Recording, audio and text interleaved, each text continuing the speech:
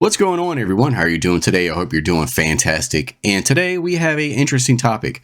We're going to be talking about $100 video games. Is it worth it to spend $100 on a video game? Are they going up in price? I don't know. I really hope not, but there's been a lot of talk going on right now online. So let's go ahead and get into it. So there's been internal leaks with some of these game studios about Rockstar possibly increasing the price of Grand Theft Auto 6 to $100. Apparently, there's a lot of other gaming companies that are waiting for that price increase because they want to increase their prices to $100, but they're just waiting for a company to do it. And GTA 6 just might be that game. And that's a scary thought when you're thinking about like games now. Just not long ago, they made the jump from 60 to 70.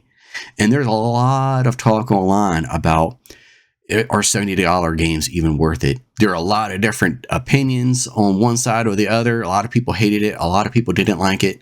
I personally don't like it. And there's a lot of people that have made videos talking about this topic. And they're talking about inflation and how games used to be so expensive back in the day. So we're going to look at the difference. What was it that the average person living in 1995, what was the average person spending a month just to get by? So we're going to get into it. All right, and here we are at the chart, and I like charts.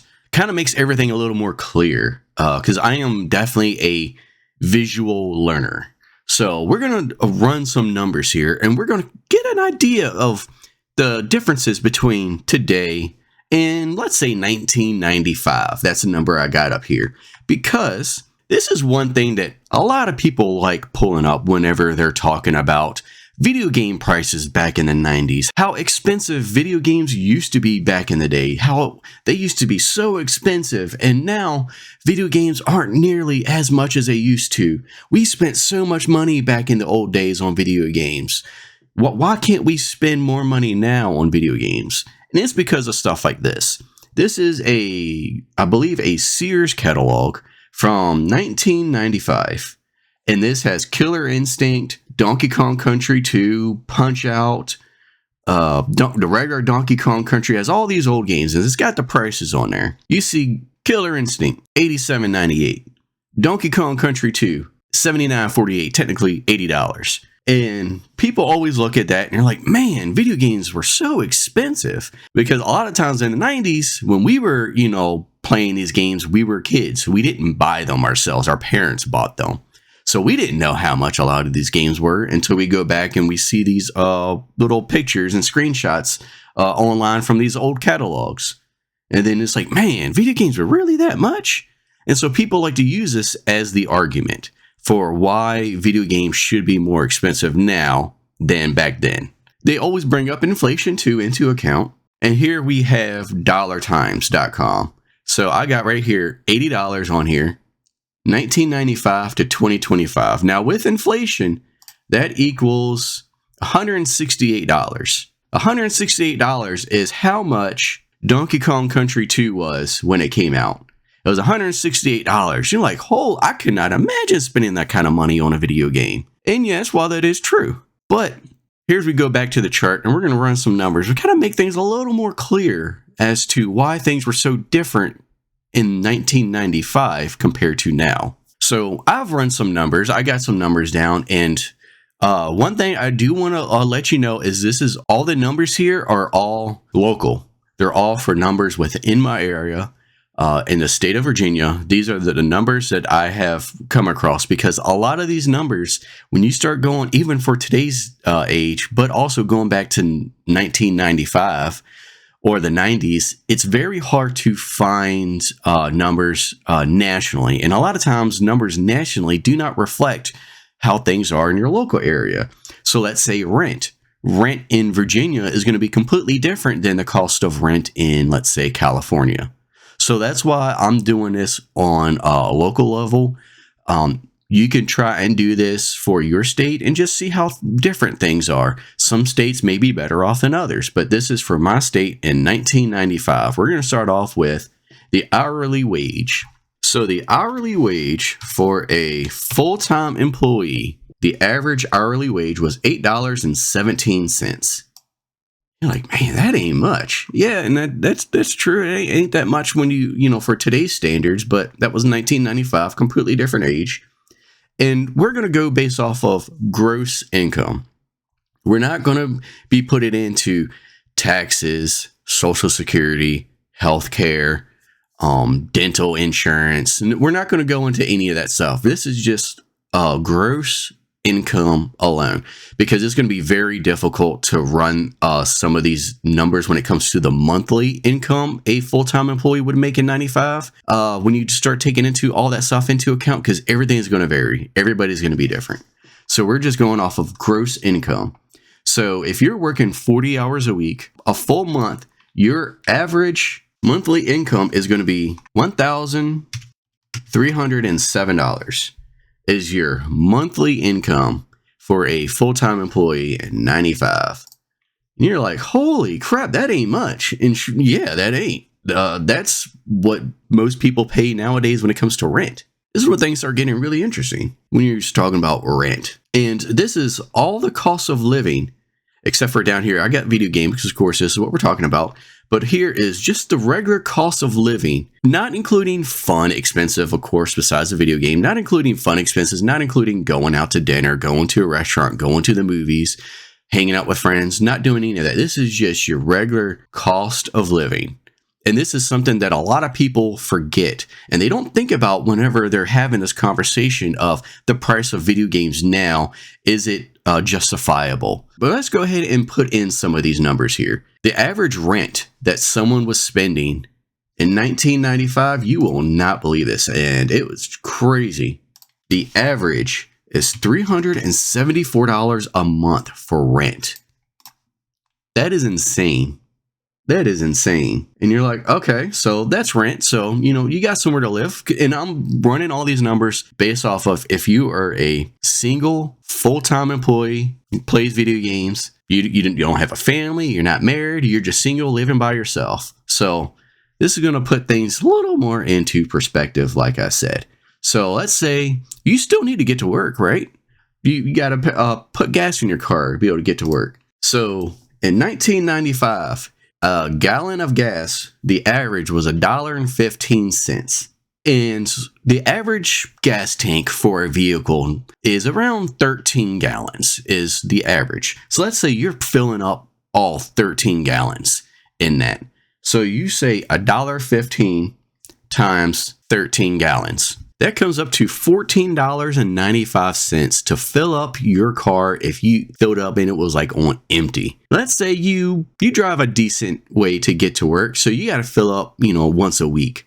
So 4 times in a month. So let's multiply that times 4, and it comes to $59.80. So let's put that in. Let's just round it up to make things a little bit easier on us. We're gonna do $60 in a month you spent on gas to get to work. On average, the electric bill, because you're still going to have to pay your utilities. You still need electricity. If you want to play video games, you got to pay that electric bill. So on average, the electric bill was $61.66. So we're just going to round it up to $62. Let's just make it easy on us. $62 you're spending in month for electricity. And now you got to have water, right? So we're going to put in our water bill. And so the average water bill, which surprisingly hasn't changed a whole lot, is $30 a month. So let's say $30 a month you're spending in water. Okay. And so you have a car. You're driving to work. You got to have car insurance. So let's put in car insurance because this is something that you would have to buy. So car insurance. So the average price for car insurance was $107. That was the average. So $107 for car insurance. And let's say you have cable. In the 90s, you didn't have all these streaming services. You didn't have Disney Plus and Netflix. So you had, your regular cable, your regular basic cable. So cable, if you had cable, you were spending on average $22.35. And so let's just go ahead and just round it up an extra dollar. So let's just say you're spending $23 a month for cable. Now phone, you didn't have cell phones. Everybody had a landline and they paid.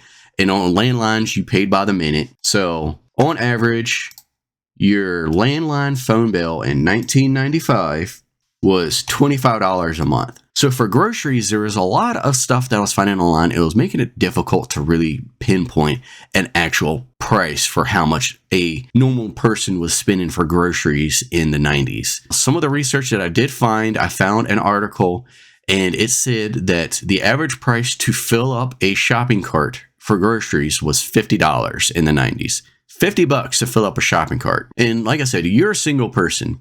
You may not even eat all that much. So you're trying to save money. You're a gamer. You're just living off of like ramen and Chef Boyardee. Let's say you're just crunching. You're just trying to get by. So let's cut that in half. Let's just cut that $50 in half.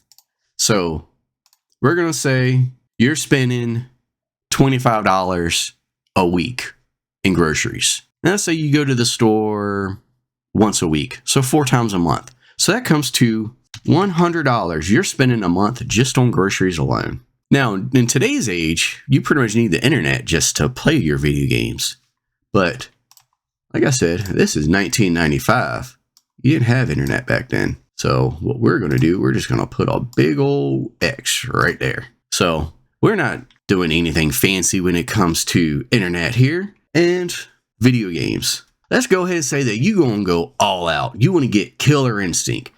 $87.98.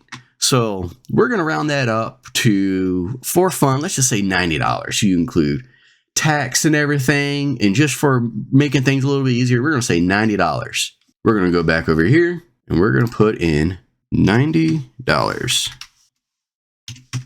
And here we are. So here are all of our numbers. We're going to subtract everything down and let's see how much money we have left at the end of the month. Now you have $436 left just to try and get by. $436. That's what you have left. Let's make this a little bit bigger.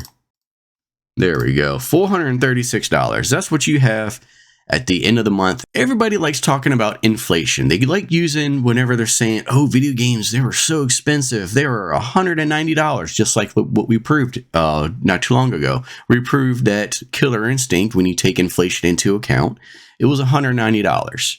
So we're going to go ahead and we're going to run all of these numbers, including inflation, because if we're doing this for the price of a video game, let's do this for everything else too. And let's see, when you count inflation, how much money somebody was making back in the day and today's money. So $8.17. Let's go ahead and just get all this here out of the way. So $8.17. This is your normal hourly wage as a full-time employee in 1995. In today's money, what would that equate to? $17.22 is what the average person would be making in today's age. So $17.22. So we got $17.22. All right. So this is counting inflation. All right. So you got you're making $17 an hour. That's pretty good. Monthly gross income. You're working 40 hours a week, and in a month, that is going to equate to $2,755 is what you are making a month with inflation. While editing, this is turning out to be a long video, so I'm just going to go ahead and skip right to the end of this section of the chart, and we're just going to get right to the 2025 numbers, because that's when things really start to get interesting and really starts putting things into perspective. $919 left at the end of the month. Now that's something. Now that truly is something right there. If we're gonna say these video games, when you're counting towards inflation, they're $190. Well, we got to do the same thing for all of your income and your basic needs too, right? So $436 that the average full-time employee would have equals $919 with today's money. That's what they have at the end of the month. That's how much better the dollar was in the 90s compared to now. The dollar does not go nearly as far as it used to. So you're looking at this, you're like, okay, well, I mean, it's got to be better in 2025, right? So in my area, the average full-time employee is making $20.63 an hour. You're like, man, that's a whole lot better than $8. Well, then we count towards inflation. $8 was $17. So we're really not making that much money. the cost of living has increased a lot, and you see we're not making that much more because the value of the dollar is not nearly as good as it used to be. $20.63 an hour. Let's see how much that is in a month. You have gross income, no taxes, nothing else. You're bringing home $3,300.80. You're like, man, $3,000. Oh, man, that's better than $1,300. Okay, well, let's start going through this stuff. Let's start seeing all of these things that people were spending in the 90s just to get by. And these are just your regular bills you need just to get by. No other fun money. The average price of rent in my area is $1,927. The average price of rent. This is when you count inflation, how much money people were spending in the 90s just for rent. They were spending a whole lot less. We're spending more than double because rent has gone up so much. So for this part right here, we're just going to go ahead and skip through all of these and just get right to the end for 2025. And let's check out these numbers. And so we're going to go ahead and put in the $70 gain. We're going to give 2025 a little bit of help because looking at these numbers, it looks like we may need some help here in 2025. So instead of spending $100, let's say you only spend $70. Let's say games haven't jumped up yet. Games haven't gotten to $100. Let's just say they're still 70. So $70. When you do all of this, what do you have at the end of the month? At the end of the month, you have negative $75 in your account. Negative $75. Let's say you didn't buy that game. You're still negative. You're still not doing good. You're still not getting by. And if you are, just barely. I mean, you may be able to cut some money here with groceries.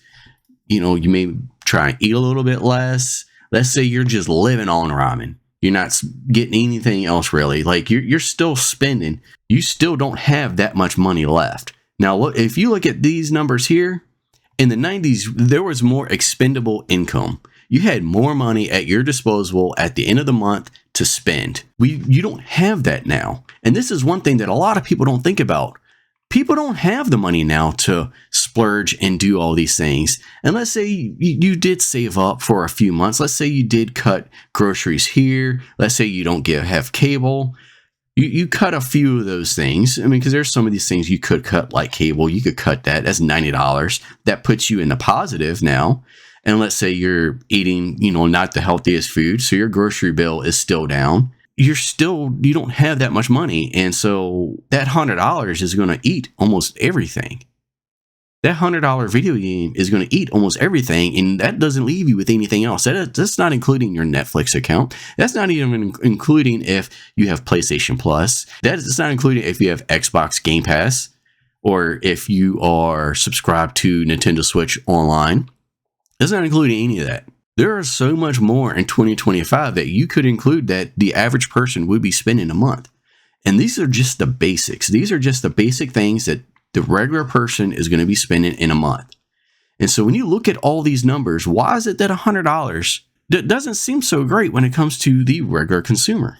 And I know one thing that you may be thinking to yourself, and you may have like a good argument with this, but you're thinking, hey, these video game companies, they were selling these games for $70, $80, $90 back in the 90s, and now they're only selling them for $60 or $70 now. So they had to have been making more money back then than they are now, but the game quality now is just so much better. The games look so much better. And while yes, you may be right, that is a good argument that you could put out there. But here's my counter to that. Back then, it was all physical sales. They had manufacturing costs with the cartridges back then. So they had to split some of the profit there. And then you have to take into account that they had to split the sale of that game with the store. Kmart, Walmart, Target, wherever you bought your video game, they had to get a cut of that sale for that video game as well. So these video game companies, while they were selling their games more than they are now, they weren't making nearly as much. There were arcade machines, and that was another way that these game companies made money, was on the arcades. And so there is that. But you also had renting too. So there's other ways that you could play these games at the arcades. You could go to a movie store and you could rent them. Whereas now you don't really have that many options to play these games. You have to buy them, or you have to get Xbox Game Pass, which, like we showed in our chart, you're already negative before you even bought your game. And so if you're spending money on Xbox Game Pass, that puts you even further in the negative. And they also have digital storefronts now. PlayStation, Xbox, Nintendo, they have their own digital storefronts, so they don't have to pay manufacturing costs. And if you buy the game straight from them, they get a very good majority of the sale of that game. So they're making more money up front than they were in the 90s because they're not splitting those costs. So there's a lot to consider when you're looking at the price of video games back then to now. Companies now are making more money off of you as a customer than they used to. And you also have to think about the fact that the market for video games is not nearly as high back then as it is now. The highest selling game in 1995 was Mortal Kombat 3, which launched at $70 and sold a whopping 1 million copies. That was the highest selling game in 1995. The highest selling game in 2024 was Call of Duty Black Ops 6. And while I cannot find an exact number of copies sold for Call of Duty, I did find this list of the highest selling games in 2024 for the US. And one of the games on this list, Dragon Ball Sparking Zero, was number 4 for the highest selling game. And that game has sold 5 million copies worldwide. And 3 million of those was within the first 24 hours. That is astronomical. The market for video games is so much higher than the market was for video games in the 90s. And you also have to think about the fact that Black Ops 6 is riddled with macro transactions. Back in the 90s, we had full complete games. Even the early 2000s, we had complete games. You had skins in the game. You could unlock them. You unlocked them by playing the game. You beat the game on hard mode. You, let's say you're playing a fighting game. You beat arcade mode with all the characters in the game. You would unlock a character, or you have to go through the game and not have like a reset or lose a round or anything. And then you had to do something special playing through the arcade mode to unlock a secret character. You could do that. It was all in the game. A lot of these skins were unlockable by doing challenges in the games. And now these companies, they sell it to you. So yeah, there are a lot of people that make these videos, or they go online and they make posts in defense of these rising costs of games. And they try to play defense for a lot of these developers. Or they're the developers themselves making comments, putting people down about their concerns with these video games, but you're not thinking about how much easier things are now when it comes to developing these games than they used to be. Your profit margins are just so much higher. You have a larger market that you're reaching, and technology has just gotten so much better. And these people, they're gamers. These are people, they've been playing video games their entire lives. They love this hobby, and it almost feels like they're being priced out. So they have the right to voice their concerns. And as a developer, when you're telling these people that they have to spend $70 or they have to spend $100 to play your game, and you're demanding that out of them, it almost feels like a slap in the face. You know in advance that you have to sell your game for 60 or 70 bucks.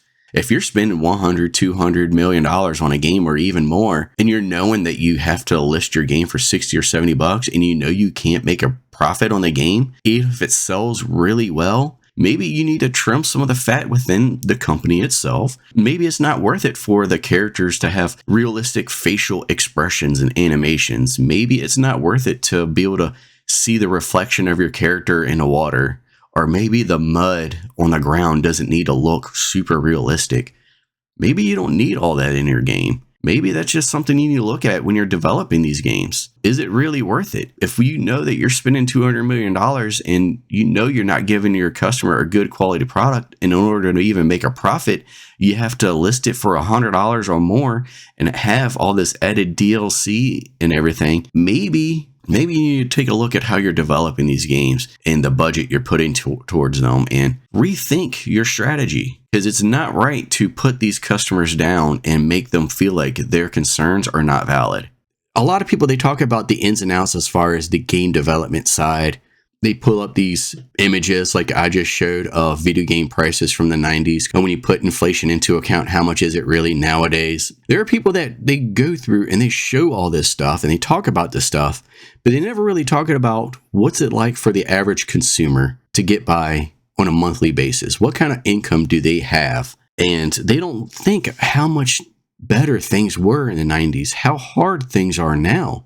The economy was in a such better place than it is now. Now things are so much harder to get by. And so I wanted to make this video because this is just a part of the conversation that just a lot of people just aren't talking about. So those are my thoughts on the topic. Let me know down in the comments below your thoughts on it as well. And also let me know if you actually did the research kind of like what I did, but in your area, in your state, to see how things were in the 90s, see how different they are compared to how they were then to now. I think it'd be pretty interesting to see how other states relate to this topic. So yeah, I really hope you enjoyed this video. And if you did, please leave a like and subscribe to the channel. I'm Dude Retro, and I'll see you next time.